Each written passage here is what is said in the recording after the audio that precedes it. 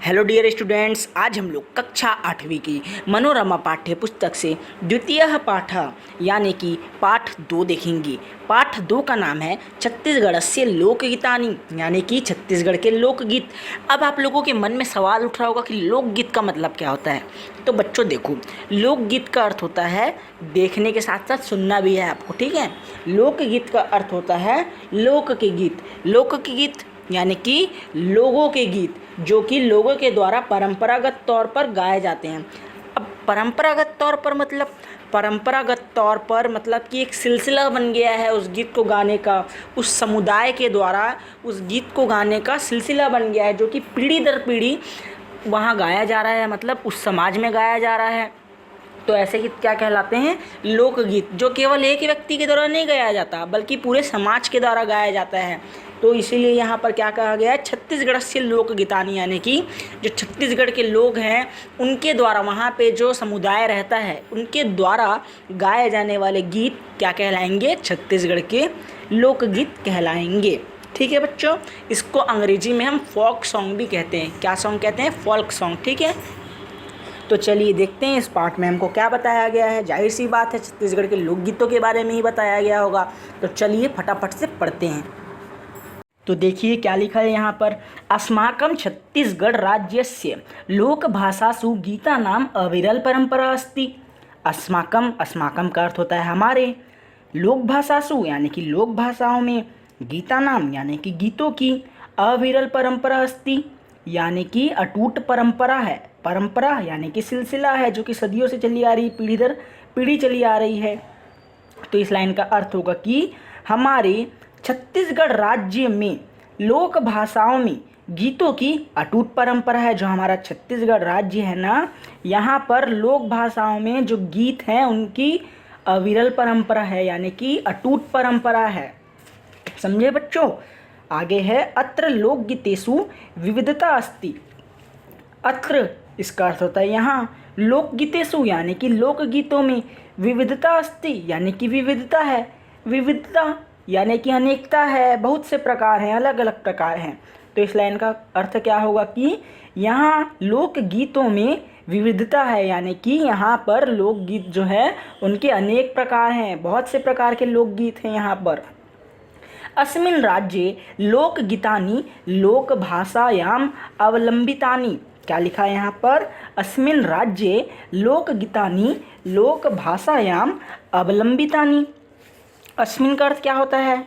इस, लोक भाषायाम यानी कि लोक भाषाओं पर, अवलंबितानी यानी कि आधारित है। इस लाइन का अर्थ होगा कि इस राज्य में मतलब छत्तीसगढ़ राज्य में लोकगीत लोक भाषाओं पर आधारित है। लोक भाषाओं पर आधारित है मतलब कि जो लोगों के द्वारा, छत्तीसगढ़ के लोगों के द्वारा जो भाषा बोली जाती है, यहाँ पर लोगों के द्वारा जो बोली बोली जाती है उस पर आधारित है यहाँ के लोकगीत। आगे लिखा है छत्तीसगढ़स्य लोकगीतेषु संस्कार गीतम धार्मिकोत्सव गीतम ऋतुगीतादीनि च प्रचलन्ति। अर्थात छत्तीसगढ़ के लोकगीतों में संस्कार गीत, धार्मिक उत्सव के समय गाए जाने वाले गीत और विभिन्न ऋतुओं में गाए जाने वाले गीत प्रचलित हैं। प्रचलित यानी कि चलन में हैं, इनको मतलब बार बार गाया जाता है या फिर प्रसिद्ध हैं। ठीक है, कौन कौन से? संस्कार गीत और धार्मिक उत्सव में गाए जाने वाले गीत और विभिन्न ऋतुओं में गाए जाने वाले गीत क्या हैं? प्रसिद्ध हैं। आगे लिखा है जनाः छत्तीसगढ़ राज्ये संस्काराणाम अवसरेषु अनेकानि गीतानि गायन्ति। जना यानी कि लोग और अनेकानि यानी कि बहुत से। इस लाइन का अर्थ होगा कि छत्तीसगढ़ प्रदेश में संस्कारों के अवसर पर लोग अनेक गीत गाते हैं। जो जनाः संस्कृत में आगे लिखा है वो थोड़ा पीछे हो जाएगा। तो इस लाइन का अर्थ क्या होगा कि छत्तीसगढ़ प्रदेश में संस्कारों के अवसर पर, अवसरेषु यानी कि अवसर पर, अनेक प्रकार के गीत गाए जाते हैं। यहाँ पर जो भी संस्कार का अवसर रहता है उस पर अनेक प्रकार के गीत गाए जाते हैं यानी कि बहुत से गीत गाए जाते हैं। अब जैसे कि 16 प्रकार के संस्कार होते हैं तो उनमें किसी एक संस्कार में कोई सा गीत गा दिए, किसी दूसरे संस्कार में कोई सा गीत गा दिए। तो इस प्रकार क्या है, यहाँ पर हर प्रकार के लिए एक लोकगीत बना ही है। आगे लिखा है एतेषु गीतेषु सोहर विवाहे गीते च प्रमुखे स्तः। एतेषु यानी कि इनमें, और प्रमुखे स्तः यानी कि प्रमुख है। तो इस लाइन का अर्थ क्या होगा कि इन गीतों में सोहर और विवाहे ये दोनों अलग अलग है ना। सोहर का अर्थ होता है शिशु के जन्म होने पर गाए जाने वाला गीत, मतलब जब शिशु का जन्म होता है, कोई नया बच्चा घर में आता है तो उसके जन्म पर एक गीत गाया जाता है, एक लोक गीत गाया जाता है, यानी कि लोगों के द्वारा गीत गाया जाता है, तो उसको क्या बोलते हैं, सोहर गीत बोलते हैं। और विवाहे यानी कि विवाह के समय गाए जाने वाला गीत, इसको क्या बोलेंगे हम, विवाह गीतम बोलेंगे। ठीक है, तो देखो क्या लिखा है यहाँ पर, एतेषु गीतेषु सोहर विवाहे गीते च प्रमुखे स्तः, यानी कि इन गीतों में शिशु के जन्म पर गाए जाने वाला गीत यानी कि सोहर और विवाह के अवसर पर गाए जाने वाले गीत क्या हैं, प्रमुख हैं। आगे लिखा है सीमंत संस्कारावसरे गीय गीतम सधौरी गीतम इत्युच्यते। सीमंत संस्कारावसरे मतलब सीमंत संस्कार के अवसर पर। अब आप लोग सोच रहे होंगे कि सीमंत संस्कार क्या होता है, तो देखो जो 16 संस्कार होते हैं ना, उनमें से एक संस्कार होता है सीमंत संस्कार, मतलब कि 16 संस्कार में से ये एक संस्कार होता है, इसका नाम क्या है, सीमंत संस्कार। इसको सीमंत संस्कार कहा जाता है। तो सीमंत संस्कार के अवसर पर गाए जाने वाला गीत को हम क्या कहते हैं, सधौरी गीत कहते हैं, इस नाम से उसे जाना जाता है। आगे लिखा है विवाह अवसरे लोकाचाराणां परिपालनार्थम गेय गीतानां परंपरा प्रचलति। विवाह अवसरे का मतलब होता है विवाह के अवसर पर, लोकाचाराणाम इसका अर्थ होता है लोकाचार का। लोकाचार का अर्थ क्या होता है, अब आप लोग सोचेंगे तो देखो बच्चों, लोकाचार का अर्थ होता है संसार का चाल चलन। जो संसार का चाल चलन है ना, यहाँ की जो जनता है, मतलब यहाँ पे जो व्यक्ति रहते हैं, जो मनुष्य रहते हैं, उनमें जो प्रचलित व्यवहार रहता है, वो जैसा व्यवहार करते हैं, मतलब कि अब जैसे बात करते हैं, उनका हाव भाव किसी चीज़ को लेकर, किसी चीज़ में कैसे रिएक्ट करते हैं, तो इन सबको क्या बोलेंगे हम, जो संसार का चाल चलन है, इसको क्या बोलेंगे, लोकाचार का। परिपालनार्थम इसका अर्थ होता है परंपरा का पालन करने के लिए। गेय गीतानाम इसका अर्थ होता है गीत गाने की। परंपरा, अब परंपरा तो आप लोग जानते हैं कि सिलसिला, प्रचलिति यानी कि विख्यात प्रसिद्ध। तो इस लाइन का अर्थ होगा कि विवाह के अवसर पर लोकाचार की परंपरा का पालन करने के लिए गीत गाने की परंपरा प्रचलित है। किसके अवसर पर, विवाह के अवसर पर, यानी कि विवाह के समय लोकाचार की परंपरा। लोकाचार की परंपरा मतलब जो जनता में प्रचलित व्यवहार है, उस परंपरा का पालन करने के लिए गीत गाने की परंपरा प्रचलित है। कौन से गीत, लोकगीत गाने की परंपरा प्रचलित है। यथा प्रचलित लोकगीतेषु चुलमाटी गीतम, द्वारचार गीतम, जेवनार गीतम, भावर गीतम, विदा गीतंच प्रसिद्धानि सन्ति। जनेः एतानि गीतानि छत्तीसगढ़ लोक भाषासु गीयन्ते। यथा प्रचलित लोकगीतेषु यानी कि इन प्रचलित लोकगीतों में, यथा का अर्थ होता है इन, और प्रचलित लोकगीतेषु प्रचलित लोकगीतों में चुलमाटी गीत, द्वारचार गीत, जेवनार गीत, भावर गीत, विदाई गीत, विदा गीतंच यानी कि विदाई गीत प्रसिद्ध हैं। जो यहाँ पे लोकगीत प्रचलित है ना, उनमें से कौन कौन से गीत प्रचलित हैं यहाँ पे ये बताया गया है। तो कौन कौन से गीत प्रचलित हैं, चुलमाटी गीत। चुलमाटी गीत तब गाया जाता है जब मंडप के लिए मिट्टी लेने जाते हैं। जब मंडप के लिए मिट्टी लेने जाते हैं ना, तो उस समय जो गीत गाया जाता है उसको क्या बोलते हैं, चुलमाटी गीत बोलते हैं। दूसरा है द्वारचार गीत। द्वारचार गीत जो है जब बारात द्वार पर आ जाती है, तो उस समय, जब शादी के समय जो बारात होती है वो घर के द्वार पर आ जाती है, तो उस समय जो घर की महिलाएं होती हैं इस गीत को गाती हैं। इस गीत को क्या बोलते हैं, इस गीत को बोलते हैं द्वारचार गीत। ये एक मंगल गीत होता है। जेवनार गीत। जेवनार गीत जब विवाह की रस्में पूर्ण हो जाती है, उसके उपरांत जब संबंधी भोजन के लिए बैठते हैं ना, तो महिलाओं के द्वारा सगुन के तौर पर जेवनार गीत गाया जाता है। भावर गीत। भावर गीत तब गाया जाता है जब वर और वधू फेरे लेते रहते हैं, तब उस समय इस गीत को गाया जाता है। कब गाया जाता है, वर और वधू के फेरे के समय यह गीत गाया जाता है। और इस लोकगीत का नाम क्या है, भावर गीत। और आगे क्या लिखा है, विदा गीतंच यानी कि विदाई गीत। इसको विदा गीत भी बोलते हैं। तो जब बेटे की विदाई होती है तो उस समय छत्तीसगढ़ में जो लोकगीत गाया जाता है उसको विदा गीत यानी कि विदाई गीत कहते हैं, या इसको संस्कृत में हम क्या बोलते हैं, विदा गीतंच गीत। तो यहाँ जो लाइन बताई गई है उसका हिंदी अर्थ क्या होगा कि इन प्रचलित लोक गीतों में चुलमाटी गीत, द्वारचार गीत, जेवनार गीत, भावर गीत और विदाई के गीत प्रसिद्ध हैं। अभी मैंने आपको सभी गीतों का मतलब बताया ना, अच्छे से इसको आप लोग अपने दिमाग में बैठा लेना। जने एतानी गीतानी छत्तीसगढ़ लोक भाषासु गीयन्ते, यानी कि लोग इन गीतों को छत्तीसगढ़ी लोक भाषा में गाते हैं। अब जो छत्तीसगढ़ के लोग हैं वो छत्तीसगढ़ी भाषा बोलते हैं, तो यहाँ की लोक भाषा क्या है, जो लोक भाषा है वो छत्तीसगढ़, ज़्यादातर तो छत्तीसगढ़ी ही बोली जाती है ना यहाँ पर। तो लोगों के द्वारा जो भाषा बोली जाती है यानी कि लोक भाषा, तो कौन सी भाषा में गाते हैं, छत्तीसगढ़ी लोक भाषा में गाते हैं। कौन से गीतों को, यहाँ के लोक गीतों को। आगे लिखा है धार्मिक गीता नाम विविधानि रूपाणि सन्ति। धार्मिक गीता नाम यानी कि धार्मिक गीतों के, विविधानि रूपाणि यानी कि विविध रूप, सन्ति यानी कि हैं। तो धार्मिक जो गीत हैं यहाँ पे छत्तीसगढ़ में उनके बहुत से प्रकार के रूप हैं, विविध प्रकार के रूप हैं, मतलब कि अनेक प्रकार के रूप हैं। यथा शिव राम कृष्णा नाम विवाह गीतानि लोकप्रियाणि, जैसे शिव जी, राम जी व कृष्ण जी के विवाह के गीत भी काफ़ी लोकप्रिय हैं। मतलब कि क्या कहा जा रहा है यहाँ पर, जो शिव भगवान हैं और राम भगवान हैं और जो कृष्ण भगवान हैं उनके विवाह के गीत जो हैं वो यहाँ पर छत्तीसगढ़ के लोक गीतों में काफ़ी ज़्यादा लोगों के द्वारा पसंद किए जाते हैं, यानी कि लोकप्रिय हैं। भक्ति गीतेषु भजनानि प्रसिद्धानि, यानी कि भक्ति गीतों में भजन भी प्रसिद्ध हैं।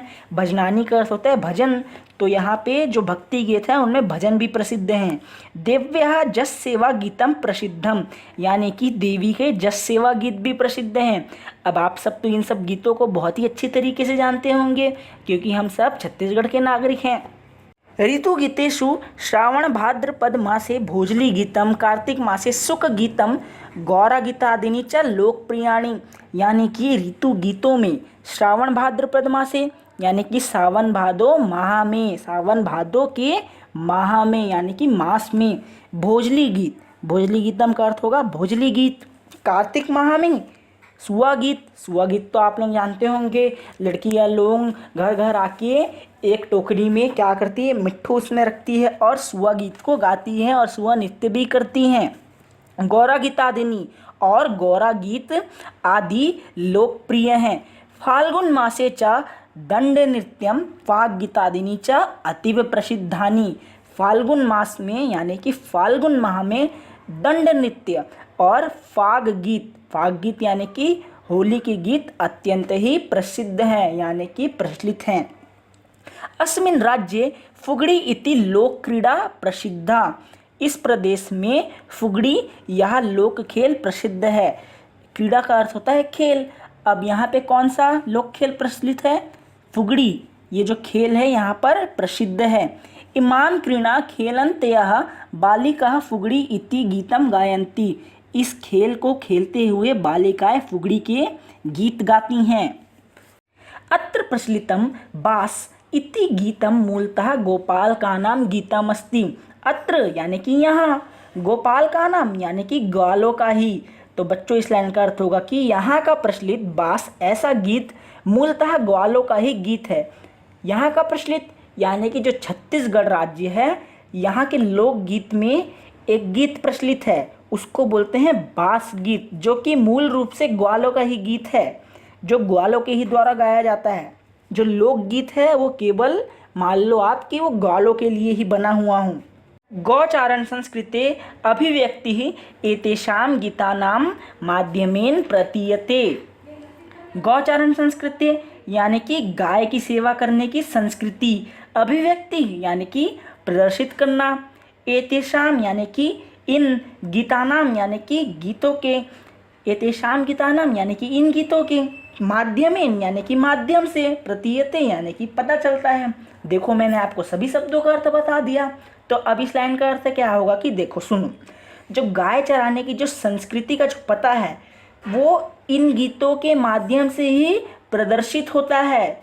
यही जो गीत हैं, ये जो लोक गीत हैं, कौन से गीत, बास गीत, ये जो ग्वालों का गीत है ना, उसी के माध्यम से हमें गाय चराने की संस्कृति का पता चलता है। बास इति एकम अद्भुतम वाद्यम यंत्रम अस्ति। क्या लिखा है यहाँ पर? बास इति एकम अद्भुतम वाद्य यंत्रम अस्ति यत् केवलम छत्तीसगढ़ राज्य एव प्रचलति। जो बास है एक ऐसा अनोखा वाद्य यंत्र है जो केवल छत्तीसगढ़ राज्य में ही प्रचलित है। प्रचलित यानी कि चलन में है। अब आगे देखो क्या लिखा है। राज्यस्य प्रसिद्धेषु लोकगीतेषु ददरिया नृत्येन सह गेय परंपरा विद्यते। सह यानी कि साथ में, गेय परंपरा यानी कि गाने की परंपरा, और विद्यते यानी कि विद्यमान है या फिर है। तो देखो इस लाइन का अर्थ क्या होगा। जो हमारा राज्य है, कौन सा राज्य है? छत्तीसगढ़ राज्य। और छत्तीसगढ़ राज्य के जो प्रसिद्ध लोकगीत हैं, प्रसिद्ध लोकगीत यानी कि जो प्रचलित हैं, जो कि चलन में हैं, ऐसे लोगों के द्वारा गाए जाने वाले गीत, उनको क्या कहेंगे हम? प्रचलित लोकगीत कहेंगे।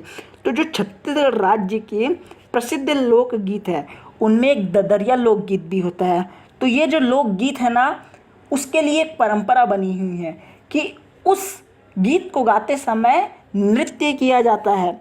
तो ये जो प्रसिद्ध लोकगीत है ददरिया, इसको नृत्य के साथ गाने की परंपरा है। अस्मात् कारणात्, इस कारण से, अस्मिन् राज्ये, इस राज्य में, लोकगीतानां परंपरा वर्तते, लोकगीतों की परंपरा है। इस कारण से इस राज्य में यानी कि हमारे छत्तीसगढ़ राज्य में लोकगीतों की परंपरा है। अत्र अनेके लोक कलाकाराः लोकगीतानां माध्यमेन प्रदेशस्य संस्कृतिं गौरवान्वितं कृतवन्तः यानी कि करते हैं, माध्यमेन यानी कि माध्यम से।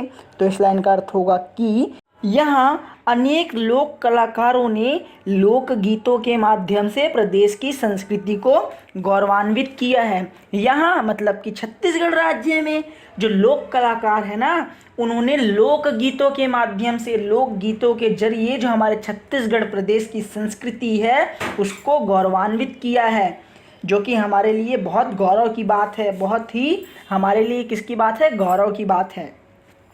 छत्तीसगढ़स्य जनजीवने लोकगीतानां वैशिष्ट्यम् एतत्।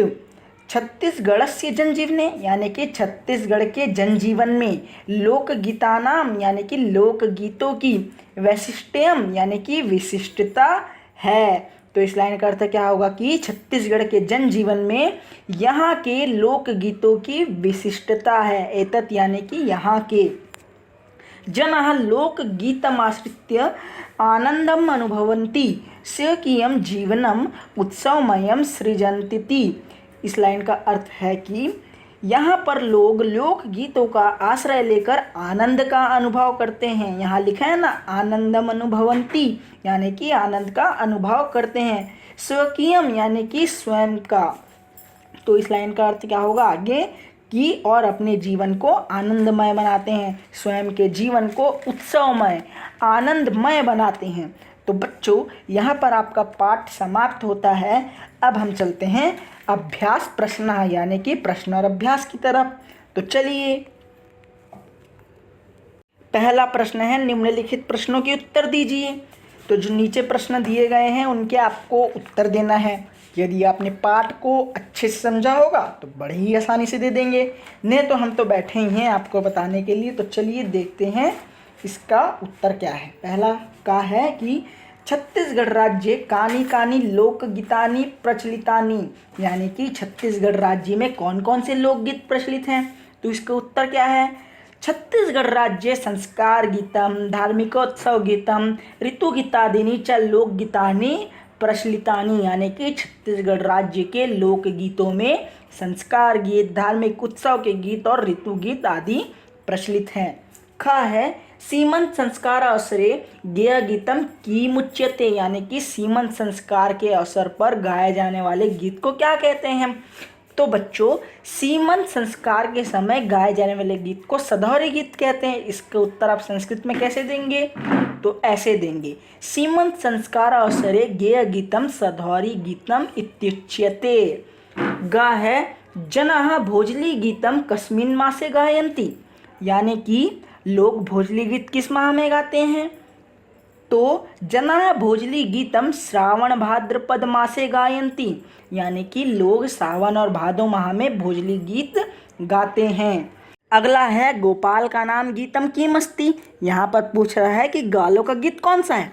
तो बच्चों ग्वालों का गीत तो बास गीत है, तो इसका उत्तर कैसे लिखोगे आप? गोपाल का नाम गीतम बास गीतम।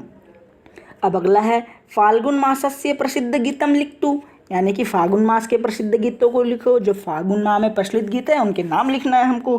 तो कौन सा गीत प्रचलित है? फाग गीत प्रचलित है। तो उत्तर कैसे लिखोगे? फाल्गुन मासस्य प्रसिद्ध गीतम फाग गीतम अस्ति, यानी कि फागुन मास का प्रसिद्ध गीत फाग गीत है। अब आगे आपका प्रश्न है प्रश्न 2, रिक्त स्थानों की पूर्ति कीजिए। तो इसको भी देख लेते हैं। का है अस्मिन राज्य लोकगीतानि खालिस्थानी अवलंबितानि। तो इसमें क्या आएगा? लोक भाषायाम आएगा। अस्मिन राज्य लोकगीतानि लोक भाषायाम अवलंबितानि, यानी कि इस राज्य में लोकगीत लोक भाषाओं पर आधारित है। किस राज्य में? तो छत्तीसगढ़ राज्य में। का है देव्य जस गीतम खालिस्थान च प्रसिद्धे। तो यहाँ पे क्या आएगा? सेवा गीतम आएगा, यानी कि देवी के जस गीत में सेवा गीत प्रसिद्ध है। देव्य जस गीतम सेवा गीतम च प्रसिद्धे। गा है अस्मिन राज्य खालिस्थान इति लोक क्रीड़ा प्रसिद्धा। यहाँ पे खालिस्थान में क्या आएगा? फुगड़ी आएगा, क्योंकि जो फुगड़ी है वही लोक क्रीड़ा प्रसिद्ध है।